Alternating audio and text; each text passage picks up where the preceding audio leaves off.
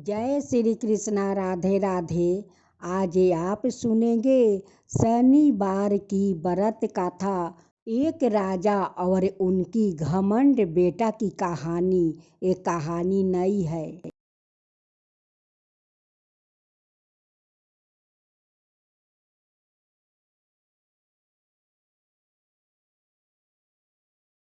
एक राजा था। राजा का एक बेटा था। राजा अपना बेटा को रावण कुमार नाम रखा था। राजा तो बहुत दयालु था, लेकिन उनकी बेटा तो बहुत घमंडी और अहंकारी था। कुछ गांवों में गरीबों किसान था, जो लोग अपना खेत में साग सब्जी गाड़ कर और उसे बेच कर अपना संसार चलाता था। सभी किसानों बाजार जाने से पहले वो लोग पहले जाते हैं शनि भगवान का मंदिर। शनि भगवान से आशीर्वाद लेते हैं, तब भी जाकर अपना साग सब्जियां लेकर बाजार बेचने जाते हैं। उस घमंडी रावण ने उस सारे किसानों को जाकर हफ्ता वसूलता है। जो दे देता है उसका तो नुकसान नहीं पहुंचाता है, और जो पैसा नहीं देता है उनकी सारे साग सब्जियां माटी में बिखेर कर अपना पैरों से मचल देता है। सारों किसानों रो कर रह जाता है, लेकिन वो हंकारी रावण कुमार का तनिका माया नहीं लगता है। रावण कुमार कहता है कि देखो किसान, रो कर कोई फायदा नहीं है। मेरा तो हफ्ता तुम लोग का जैसे भी हो देना ही पड़ेगा। अगर तुम लोग मेरे हफ्ता नहीं दोगे तो मैं तुम लोग का यहाँ पर बैठ कर बेचने नहीं दूंगा। सभी किसान कहते हैं कि हम लोग का मिलकर राजा का पास जाकर राजकुमार को शिकायत करना चाहिए। वो हंकारी रावण कुमार कहता है कि जाओ जाओ, तुम लोग मेरा कुछ नहीं बिगाड़ोगे। मेरे पिताजी मुझे कुछ नहीं करेंगे। मैं तो तुम लोग से हफ्ता वसूल कर रहूँगा। सभी किसान आकर राजा से उनकी शिकायत करते हैं और कहते हैं कि हे राजा, हम लोग तो गरीब किसान हैं, साग सब्जी बेचकर अपना संसार चलाते हैं। जो साग सब्जी बेचते हैं वो तो जाकर राजकुमार सारे पैसा ले लेते हैं, और जो पैसा नहीं देता है उनकी सारे साग सब्जियां माटी में बिखेर कर पैर से चल देता है। हे राजा, हम लोग क्या करें, गरीब लोग हैं। अगर हम लोग साग सब्जी नहीं बेचेंगे तो मेरा परिवार क्या खाएगा राजा साहेब। राजा अपना बेटा से कहता है कि रावण कुमार, मैं क्या सुन रहा हूँ, तुम क्यों इस किसानों को साथ तुम शैतानी करते हो, क्यों ज़बरदस्ती करते हो, क्यों तुम हफ्ता वसूलते हो। एक गरीब किसान है, साग सब्जियां बेचता है, अपना संसार चलाता है, और तुम जाकर ज़बरदस्ती हफ्ता वसूलते हो, क्यों ऐसे करते हो। रावण कुमार कहता है कि पिताजी, ये सारे लोग रास्ते छेक कर साग सब्जियां बेचता है, सारे लोग का आना जाना बहुत मुश्किल हो जाता है, तो ये लोग हफ्ता नहीं देगा तो क्या करेगा। राजा कहते हैं कि नहीं, रास्ता में नहीं बेचेंगे तो तुम्हारा द्वार पर तो नहीं आकर बेचेंगे, तुम ऐसा नहीं कर सकते हो। वो कहता है कि पिताजी, आप मेरा बात आप नहीं समझ सकते हैं। आप तो यही किसानों का बात सुनेंगे और इसी का बात आपको समझ में आएगा, लेकिन मेरा तो बात आपको कभी समझ में नहीं आएगा। फिर दूसरा दिन सभी किसानों बाजार जाने से पहले सभी किसान उस शनि भगवान का मंदिर जाते हैं और शनि भगवान से आशीर्वाद लेते हैं और कहते हैं कि हे शनि देव, उस रावण कुमार से हम लोग का रक्षा कीजिए।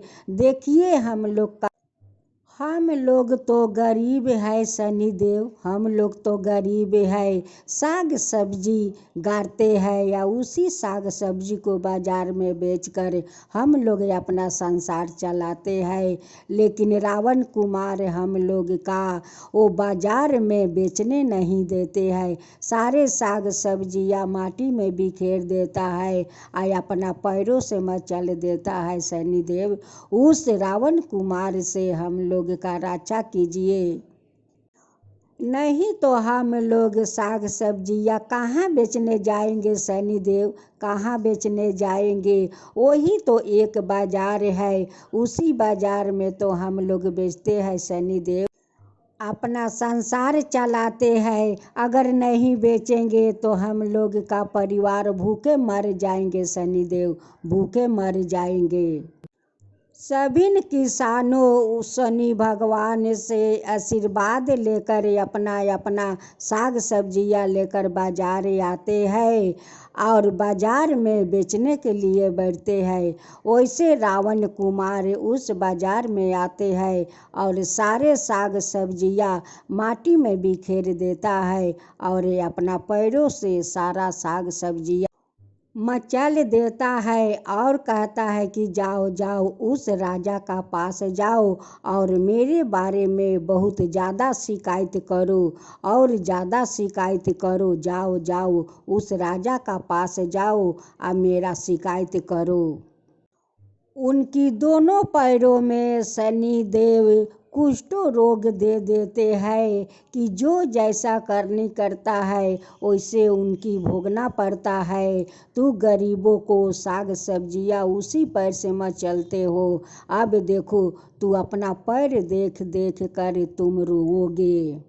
दौड़े दौड़े रावण कुमार अपना पिताजी का पास जाता है और कहता है कि पिताजी पिताजी देखिए, मेरा दोनों पैरों में तो कुष्ठ रोग हो गया है पिताजी, अब मैं क्या करूं? वो राजा कहते हैं कि रावण कुमार, तुम गरीबों को उसी पैर से साग सब्जियां माटी में बिखेर कर और मचल देते हो। देखो उसकी परिणाम तुम्हें मिल गया। देखो तुम गरीबों को पेट पर लात मारते हो, उसका परिणाम तो तुम्हारा मिल गया। इसलिए गरीबों का पेट पर लात नहीं मारना चाहिए, नहीं उनके साथ अत्याचार करना चाहिए। रावण कुमार अपना पिताजी से कहता है कि पिताजी इस कुष्ठ रोग का कुछ कीजिए, पिताजी कुछ कीजिए। वो राजा कहते हैं कि बेटा मैं क्या करूं, मैं तो बस भगवान से प्रार्थना कर सकती हूं कि हे भगवान मेरा बेटा को ये कुष्ठ रोग से मुक्त कीजिए। एक दिन रावण कुमार उसी बाजार के पास एक गाछ था, उसी गाछ का शिखर पर जाकर बैठे हुए थे। उस समय शनि भगवान एक बूढ़ा का रूप धारण करते हुए आते हैं और कहते हैं कि तुम्हारा क्या हुआ कि तुम इस गाछ का शिखर पर बैठे हो? वो कहते हैं कि बाबा मैं क्या करूं, देखिए मेरा पैर तो दोनों पैरों में कुष्ठ रोग हो गया है बाबा, कुष्ठ रोग हो गया है। शनि देव कहते हैं कि लगता है कि तुम इस पैरों से गरीब को यह मारा है और यह कुछ नुकसान किया है, उसलिए तुम्हारा पैर में कुष्ठ रोग हो गया है। वो कहता है कि बाबा आप कैसे जानते हो बाबा कि मैं कुछ इस पैर से किया है? आप कैसे कहते हो बाबा, कैसे जानते हो बाबा? अब तो रावण कुमार सोचने लगा कि बाबा ये सब बात कैसे कहते हैं, वो जानते हैं तभी तो ये सब बात कहते हैं, ना तो कैसे कहेंगे।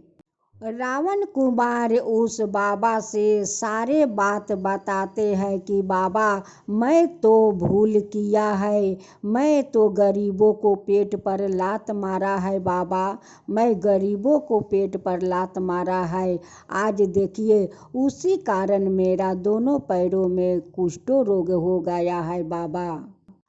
आप एक एक बात बाबा सत्य बोल रहे हैं बाबा, आप सत्य बोल रहे हैं। ये भी बताइए बाबा कि मेरे पैरों का रोग कैसे ठीक होगा बाबा, ये कुष्ठ रोग कैसे ठीक होगा बाबा, ये भी बता दीजिए बाबा।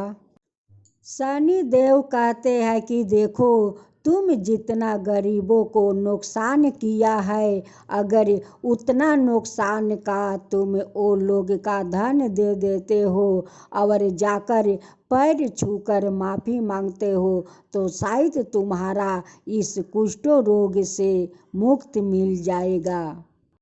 रावण कुमार अपना पिताजी का पास जाता है और उस बाबा को सारे बात बताए हुए अपना पिताजी से कहता है कि पिताजी, उस गरीब को मैं जितना नुकसान किया है, अगर उस नुकसान का मैं धन देकर और उनकी पैर पकड़कर मैं माफ़ी मांगूंगी तो मेरा इस कुष्ठ रोग ठीक हो जाएगा। रावण कुमार उस बाबा को बताए हुए सारे बात अपना पिताजी से कहता है। पिताजी कहते हैं कि ठीक है, अगर ऐसा करने से तुम्हारा पैर ठीक हो जाता है तो मैं राजी हूँ। जाओ, तिजोरी से बहुत सारा धन ले लो, आ धन लेकर जितना गरीब का तुम नुकसान पहुँचाया है वो सभिन को धन देकर आ सभिन को पैर पकड़ कर माफ़ी मांग लो। राजा अपना बेटा को लेकर उस किसान गरीबों का घर जाते हैं और सभिन का धन देते हैं कि जितना नुकसान मेरा बेटा किया है उसके बदले में आप लोग का मैं धन देता हूँ, इस धन को स्वीकार कर लो और मेरे बेटे को आशीर्वाद दो कि इस कुष्ठ रोग से मेरा बेटा ठीक हो जाए। सबिन का घर जाकर वो रावण कुमार धन देता है या सबिन किसानों को पैर पकड़कर माफ़ी मांगता है कि आप लोग मुझे माफ़ कर दीजिए, आप लोग मुझे माफ़ कर दीजिए। अपना गलती पर मैं बहुत शर्मिंदा हूँ, बहुत शर्मिंदा हूँ। आप लोग मुझे माफ़ कर दीजिए, आप लोग मुझे माफ़ कर दीजिए। जब राजा अपना बेटा को लेकर महल जाते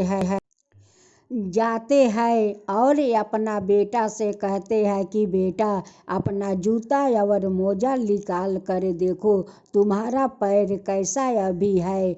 वो जब मोजा और जूता उतरता है और देखता है तो कहता है कि पिताजी, मेरे तो पैर ठीक हो गया पिताजी, मेरा तो पैर ठीक हो गया पिताजी, देखिए पहला जैसा मेरा पैर हो गया पिताजी। राजा अपना बेटा से कहते हैं कि बेटा देखो, जो बाबा तुम्हें इतना अच्छा ज्ञान दिए हैं उन्हीं को तो जाकर तुम्हें धन्यवाद करना चाहिए बेटा, धन्यवाद करना चाहिए, क्योंकि वही बाबा का ज्ञान के कारण तुम्हारा कुष्ठ रोग ठीक हुआ है बेटा, तुम्हारा कुष्ठ रोग ठीक हुआ है। जाओ उस बाबा को धन्यवाद करो बेटा। रावण कुमार उसी गाछ का शिखर पर जाकर बैठता है और बाबा को इंतजार करता है कि बाबा जरूर इस रास्ते से आएंगे और उस बाबा को मैं धन्यवाद करूंगी। वो बैठे बैठे इंतजार कर रहा था। करते करते शाम हो गया। शनि देव कहते हैं कि वो तो मेरा इंतजार करता है। फिर उसी बूढ़ा का रूप में शनि देव उस गाछ के पास जाते हैं और कहते हैं कि क्या हुआ कि फिर आकर इस गाछ का शिखर पर तुम बैठे हो। वो कहता है कि बाबा, आपका ज्ञान के कारण आज मेरा कुष्ठ रोग ठीक हो गया है बाबा, कुष्ठ रोग ठीक हो गया है, उसलिए आपको मैं बैठकर यहाँ पर इंतजार कर रही हूँ कि बाबा आएंगे और उन्हें मैं पैर छूकर धन्यवाद करूँगी और आशीर्वाद लूँगी बाबा। लेकिन रावण कुमार को तो पता नहीं है कि जो बाबा ज्ञान दिया वही बाबा तो शनि देव है। शनि देव राजा का सपने में जाकर दर्शन देते हैं और कहते हैं कि हे राजा, आपका बेटा तो घमंड था, उनकी तो घमंड मैं तूर दिया।